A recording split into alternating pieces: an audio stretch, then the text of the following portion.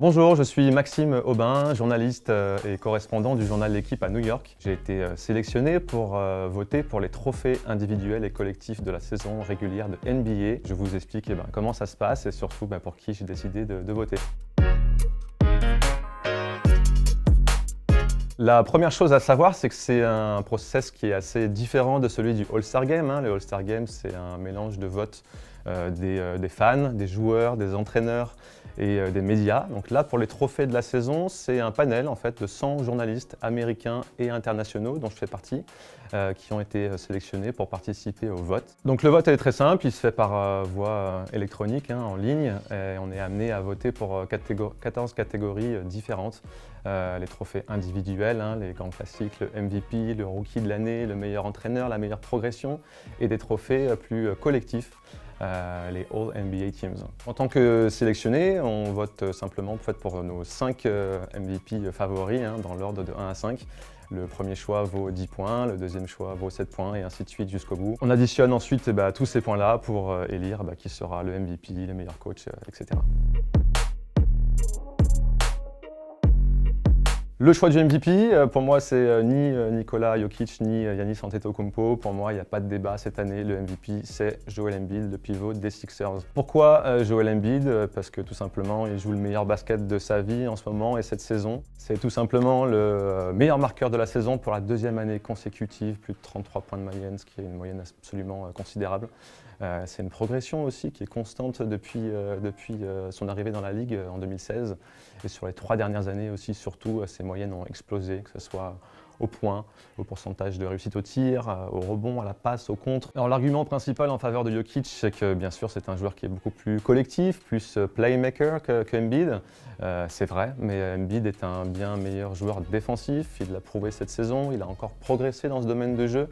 Il a fini la saison comme deuxième meilleur contreur, je crois, un des meilleurs rebondeurs également.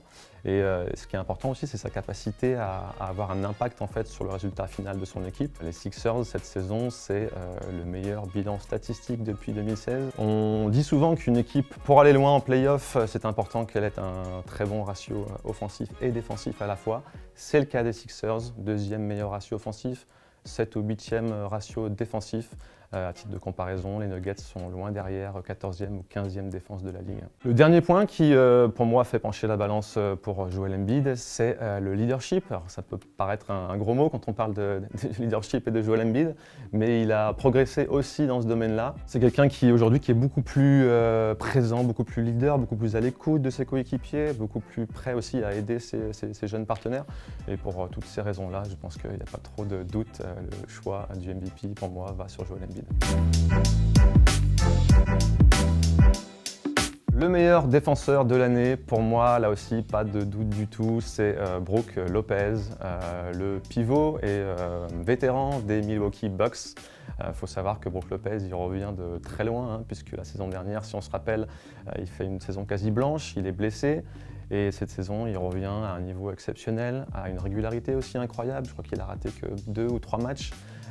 Et c'est la marque des grands joueurs d'avoir un impact soir après soir, match après match, et surtout du côté défensif. C'est le joueur qui empêche le plus de tirs adverses, qui doit finir 2e ou 3e meilleur contreur de la Ligue.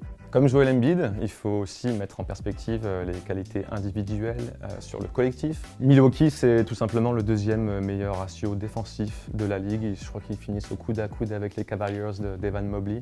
Et puis surtout, pour moi en tout cas, mais je pense que je ne suis pas le seul à le penser, les Bucks, c'est les grands favoris pour le titre en fin de saison. Et je pense que c'est en grande partie grâce au travail défensif de Brook Lopez. Le meilleur entraîneur de la saison, là pour le coup c'était un choix plus difficile. J'ai mes 2 petits chouchous, si je peux m'exprimer ainsi. Mike Brown, le coach de Sacramento, et Joe Mazzulla à Boston. On peut déjà dire que Mazzulla a fait une saison extraordinaire. C'était sa première saison sur le banc des Celtics. Je vais quand même voté pour Mike Brown parce qu'il a réussi tout simplement quelque chose d'extraordinaire avec les Kings. Il venait simplement d'arriver à l'intersaison. Les Kings n'avaient plus connu les playoffs depuis 16 ans et Mike Brown les a emmenés tout en haut, à la 3e place de la conférence Ouest, alors que si on met en perspective avec Joe Mazzulla, il avait hérité quand même de ce qu'avait fait avant lui Ime Udoka, donc ça paraissait quand même un peu plus simple pour lui. Mike Brown, c'est tout sauf un novice d'ailleurs.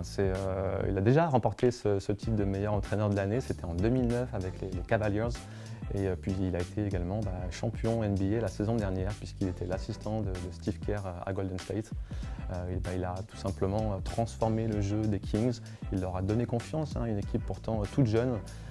Cette équipe est devenue la meilleure attaque de la Ligue cette saison. Et pour ça, je crois que mon vote va finalement à Mike Brown. La saison passée, le vote pour le MVP avait été annoncé courant mai et les autres trophées avaient été annoncés un peu plus tard pendant les playoffs courant juin. Il faudra donc patienter encore un petit peu pour connaître les heureux lauréats des trophées de cette saison.